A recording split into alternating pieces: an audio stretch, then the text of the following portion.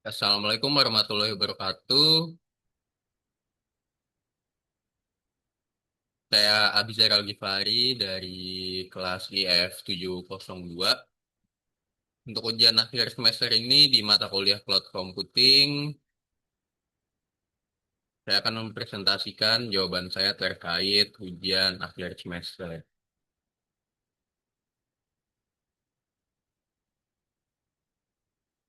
Kita masuk ke bagian pertama yaitu Software as a Service atau SaaS. Jadi untuk Software as a Service ini, jadi aksesnya universal. Jadi perangkat lunak itu di host secara terpusat, diakses cukup melalui browser web saja. Lalu juga sangat efisien untuk pengguna, jadi membebaskan klien dari kerumitan instalasi, pembaruan, dan maintenance. Karena operasionalnya yang terpusat ini, jadi seluruh tanggung jawab infrastruktur ditangani sepenuhnya oleh pihak vendor. Dan model finansialnya ini menggunakan skema berlangganan yang bisa kita sebut pay as you go. Jadi kita akan membayar sesuai dengan yang kita gunakan. Jadi ada contoh konkretnya juga yaitu Google Workspace. Jadi aplikasi seperti Google Docs ini siap digunakan secara kolaboratif tanpa menginstal software atau apapun di laptop penggunanya. Jadi bisa langsung kita gunakan hanya melalui browser web. Lalu utility computing. Jadi sistem Truecore penyedia sumber daya komputasi secara dinamis sesuai dengan kebutuhan aktual pelanggan.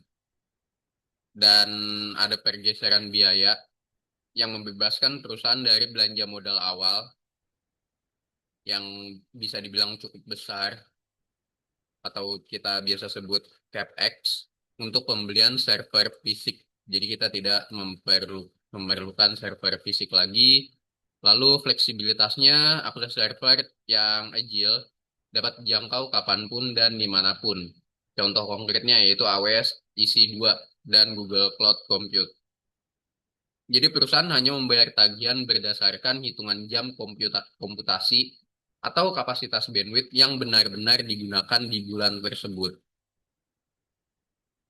Jadi di sini untuk biayanya benar-benar pay as you go, sesuai dengan apa yang kita gunakan, kapasitas bandwidth yang kita gunakan, hitungan jam yang kita gunakan, dan itulah yang kita bayar tanpa perlu belanja modal awal yang bisa dibilang besar untuk pembelian server fisiknya.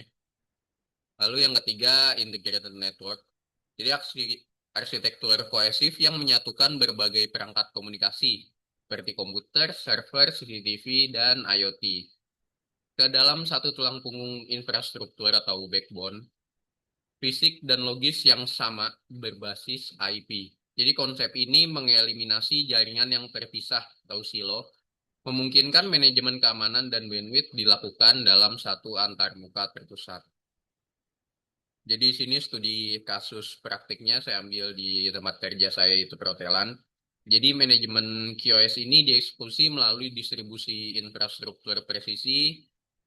Jadi satu akses point didedikasikan melayani dua ruang meeting dan satu akses point per dua kamar. Ini memastikan lalu lintas data krusial dan tidak kalah dari akses tamu.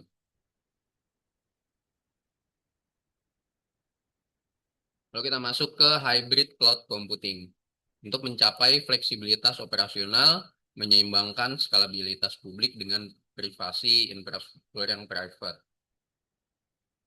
Topologi hybrid cloud computing. Jadi kombinasi sumber daya dari public cloud dan private cloud atau on-premises dihubungkan via jalur enkripsi atau biasa disebut VPN site to site. Jadi implementasi sistem akademik contohnya ini di front end-nya, portal antarmuka website di host di public cloud untuk menahan lonjakan traffic saat periode pengisian KRS. Dan backend-nya itu jadi database nilai mahasiswa dikunci aman di server on premises demi menjaga privasi hukum. Dan berikut adalah contoh arsitekturnya. Jadi untuk keberhasilan implementasi cloud itu ada 4 faktor. Yang pertama security atau keamanan, penerapan enkripsi end-to-end, lalu ada arsitektur zero trust dan IAM terpusat mutlak diperlukan karena kontrol fisik server telah berpindah ke tangan pihak ketiga. Yang kedua itu kinerja atau performance. Stabilitas cloud bergantung pada bandwidth lokal. Jadi distribusi akses point yang presisi dan manajemen cost wajib kita terapkan agar lalu lintas menuju cloud tidak terhambat. Yang ketiga integrasi.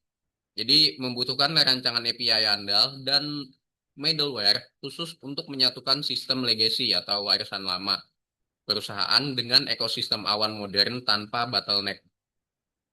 Yang keempat, persyaratan hukum dan regulasi. Jadi Undang-Undang Perlindungan Data memaksa perusahaan memilah data umum di public cloud untuk efisiensi, sementara data sensitif terkunci di on-premises untuk kepatuhan audit. Untuk evaluasi infrastrukturnya, jadi di sini sudah ada analisis 8 keuntungan dan 3 kerugian dari implementasi ekosistem virtualisasi dan cloud computing. Untuk 8 keuntungan virtualisasi dan cloud ini, yang pertama efisiensi anggaran. Jadi kita mengeliminasi belanja modal atau CapEx, perangkat fisik. Kita ganti ke skema pay as you go membuat operasional jauh lebih ramping dan dapat diprediksi karena sesuai dengan apa yang kita butuhkan, jadi lebih mudah untuk diprediksinya. Yang kedua, skalabilitas dinamis. Jadi infrastruktur dapat bernapas, otomatis scale up saat traffic melonjak, dan menyusut sendiri saat normal tanpa intervensi manual. Yang ketiga, optimalisasi kapasitas. Jadi satu server berkinerja tinggi dipecah menjadi puluhan mesin virtual mandiri untuk mengakhiri masalah inefisiensi kapasitas yang menganggur. Penyediaan instan. Jadi rilis aplikasi dan mesin virtual baru kini hanya hitungan menit lewat dashboard. Jadi tidak perlu lagi menunggu proses pengadaan barang berminggu-minggu. Mobilitas penuh. Jadi administrator jaringan dapat memantau, mengelola, dan mengonfigurasi infrastruktur dari lokasi geografis mana saja via internet. Itu kembali lagi asalkan kita tersambung ke internet. Lalu yang keenam, disaster recovery. Data direplikasi otomatis ke berbagai zona ketersediaan geografis. Jadi menjaga keberlangsungan bisnis saat terjadi bencana di pusat data lokal. Lalu ada yang ketujuh, manajemen terpusat.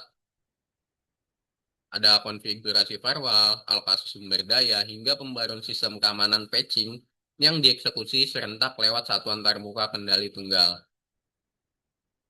Dan yang terakhir, tidak lain ialah mendukung Green IT. Jadi pemusatan puluhan ribu server di fasilitas raksasa milik vendor menekan jumlah jejak karbon drastis dibanding mendinginkan ruangan server mandiri di tiap kantor. Dan yang terakhir, 3 kerugian dan risiko tantangan. Yang pertama, ketergantungan mutlak pada jaringan. Nah, di sini titik lemahnya, single point of failure. Jika koneksi terputus atau latensi tinggi karena gagal, maka manajemen bandwidth lokal seluruh sistem awan seketika lumpuh. Jadi kita tidak bisa mengakses apapun. Yang kedua ada resiko privasi di lingkungan berbagi karena konsep multi tenancy. Jadi ibarat kita menyewa apartemen yang sama dengan entitas lain. Jadi kebocoran pada lapisan hypervisor vendor dapat mengekspos data rahasia institusi. Yang ketiga, keterikatan vendor atau vendor login. Jadi ketika kita mencoba memindahkan arsitektur jaringan dan database yang berukuran terabyte dari ekosistem spesifik, misal AWS ke vendor lain di masa depan, akan menuntut penulisan ulang API dan biaya yang bisa dibilang sangat besar. Jadi biayanya selangit. Baik, terima kasih. Itu adalah presentasi jawaban ujian akhir semester saya. Untuk kurang lebihnya mohon maaf. Wassalamualaikum warahmatullahi wabarakatuh.